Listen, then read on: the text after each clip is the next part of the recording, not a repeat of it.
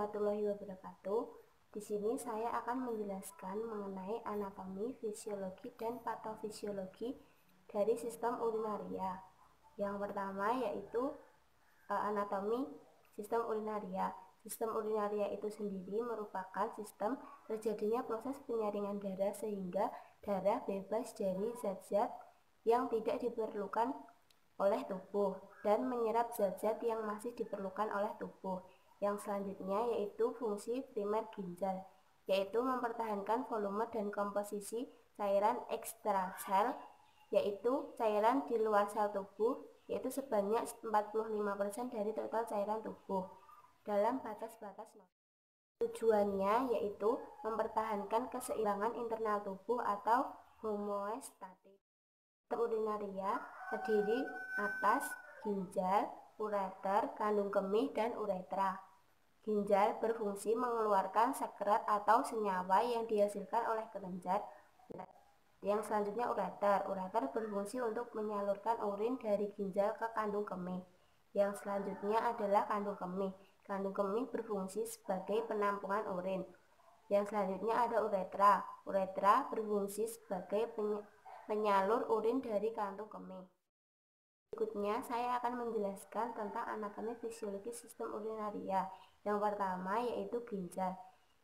Ginjal sendiri terdiri dari bagian-bagian ginjal itu terdiri dari yang pertama korteks, yaitu bagian luar ginjal, yang kedua medula, bagian dalam ginjal, yang selanjutnya piramid, medula yang berbentuk kerucut, yang selanjutnya kolumna Bertini, yaitu bagian korteks yang mengelilingi piramid, selanjutnya papila Berlini, yaitu papila dari tiap piramid, yang keenam reservoir pelvis, yaitu reservoir utama sistem pengumpulan ginjal, yang ketujuh calyx minor, bagian ujung pelvis berbentuk seperti cawan, yang kedelapan calyx major, yaitu kumpulan dari beberapa calyx minor.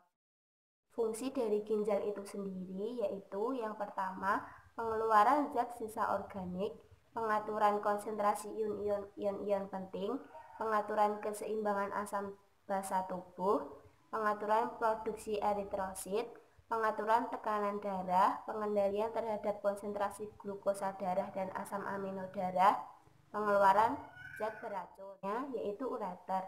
Ureter merupakan saluran yang menghubungkan ginjal dengan kandung kemih. Ureter terdiri dari dua bagian, yaitu pars abdominalis yang berada di dalam rongga abdomen, yang kedua pars pelvina yang berada di dalam rongga pelvis. Lapisan dinding ureter itu sendiri terdiri dari lapisan luar, yaitu terdiri dari jaringan ikat atau fibrosa, lapisan dalam atau otot polos. Lapisan dinding ureter terjadi gerakan peristaltik tiap 5 menit sekali yang mendorong urin melalui ureter.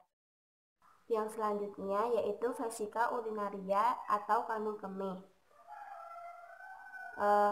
Vesika urinaria atau kandung kemih merupakan kantung berongga yang dapat direnggangkan dan volumenya dapat disesuaikan dengan mengubah status kontraktil otot polos di dindingnya.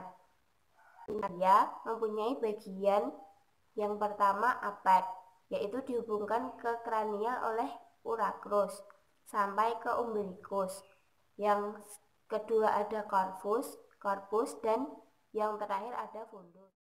Yang terakhir ada uretra. Uretra merupakan saluran sempit yang berpangkal pada kandung kemih, berfungsi sebagai penyalur air kemih keluar. Pada laki-laki dan perempuan tentunya mempunyai uretra yang berbeda. Yang pertama, saya akan menjelaskan perbedaan dari uretra perempuan dan laki-laki. Yang pertama, uretra pada perempuan. Pada perempuan, panjang uretra sekitar 2,5 sampai 4 cm dan terletak di antara klitoris dan pembukaan vagina. Yang selanjutnya uretra pada pria. Pada pria, panjang uretra sekitar 20 cm dan berakhir pada akhir penis. Uretra pada pria dibagi menjadi 4 bagian dinamakan sesuai dengan letaknya. Yang pertama, pars prostatica, terletak sebelum kelenjar prostat. Yang selanjutnya, pars prostatica, terletak di prostat. Yang ketiga, pars membranosa, yaitu sekitar 1,5 cm dan di lateral atau tepi terdapat kelenjar bulbouretralis atau sepasang kelenjar kecil yang terdapat di sepanjang uretra. Yang keempat, ada pars spongiosa, yaitu sekitar 15 cm dan melintas di korpus spongiosum penis atau jaringan ereksi. Yang selanjutnya, proses pembentukan urin. Yang pertama yaitu filtrasi. Filtrasi adalah proses penyaringan zat sisa metabolisme yang dapat menjadi racun bagi tubuh. Filtrasi terjadi di dalam glomerulus. Hasil dari filtrasi tersebut yaitu urin primer. Yang selanjutnya ada reabsorpsi, yaitu merupakan proses penyerapan kembali filtrat glomerulus yang masih mengandung zat-zat berguna bagi tubuh. Beberapa zat yang diserap kembali diantaranya yaitu glukosa, garam-garam, ion anorganik, dan asam amino. Reabsorpsi itu sendiri terjadi di dalam tubulus contortus proximal. Hasil dari reabsorpsi itu sendiri yaitu filtrat tubulus atau urin sekunder. Yang terakhir yaitu sekresi atau augmentasi, merupakan proses pengeluaran zat sisa yang sudah tidak diperlukan lagi oleh tubuh. Berikutnya saya akan menjelaskan mengenai ciri-ciri urin yang normal. Ciri-ciri urin yang normal itu sendiri yaitu jumlahnya rata-rata 1-2 liter sehari, tetapi berbeda-beda sesuai jumlah cairan yang dimasukkan ke dalam tubuh. Banyaknya pertambahan pula bila terlampau banyak protein yang dimakan. Warnanya bening, oranye pucat tanpa endapan. Berat jenisnya berkisar dari 1010 sampai 1025. Selanjutnya saya akan menjelaskan patofisiologi sistem urinaria. Yang pertama, glomerulonefritis, yaitu peradangan pada ginjal yang dimulai dari glomerulus, ditandai dengan proteinuria dan hematuria, dapat berkembang menjadi gagal ginjal.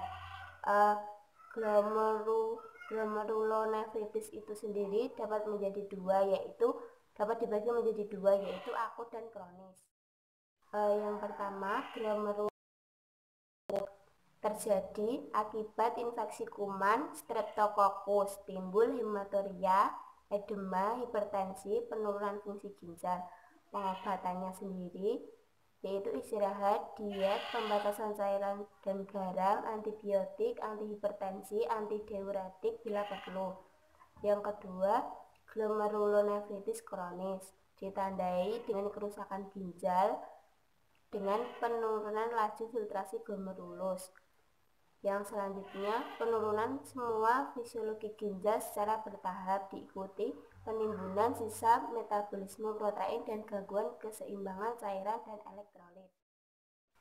Yang kedua ada sindrom nefrotik, yaitu suatu sindrom yang terjadi akibat berbagai penyakit yang menyerang ginjal dan menyebabkan proteinuria, menurut albumin atau protein utama dalam darah, penimbunan garam dan air yang berlebihan, dan meningkatnya kadar lemak dalam darah. Selanjutnya, nefritis, yaitu peradangan ginjal ditandai dengan hematuria atau darah di dalam air kemih. Proteinuria atau protein di dalam air kemih dan kerusakan fungsi ginjal yang tergantung kepada jenis, lokasi, dan beratnya reaksi kekebalan. Yang selanjutnya yaitu gagal ginjal atau renal failure, merupakan penyakit di mana fungsi organ ginjal mengalami penurunan. Ginjal tidak lagi mampu bekerja sama sekali dalam hal penyaringan, pembuangan elektrolit tubuh, menjaga keseimbangan cairan dan zat kimia tubuh seperti sodium dan kalium di dalam darah atau produksi urin. Selanjutnya, ciri-ciri gagal ginjal. Ciri-ciri gagal ginjal itu sendiri, yang pertama, kepala pusing dan sulit berkonsentrasi. Selanjutnya, rasa gatal yang berlebihan, kulit ruam atau kering, tubuh merasa kedinginan, sesak nafas, sakit di sekitar daerah pinggang, kencing sedikit, kencing merah atau darah. Selanjutnya ada hidronefrosis, yaitu penggumbungan ginjal. Hidronefrosis terjadi akibat tekanan balik terhadap ginjal karena aliran air kemih tersumbat, bisa tersumbat batu, tumor, arteri atau vena yang letaknya abnormal. Yang selanjutnya yaitu batu ginjal. Batu ginjal itu terdiri dari yaitu massa keras seperti batu yang terbentuk di sepanjang saluran kemih dan menyebabkan nyeri, pendarahan, penyumbatan aliran kemih atau infeksi. Batu ini bisa terbentuk di dalam ginjal atau batu ginjal maupun di dalam kandung kemih atau batu kandung kemih. Proses pembentukan batu ini disebut uroniasis atau renalis atau nefrolithiasis.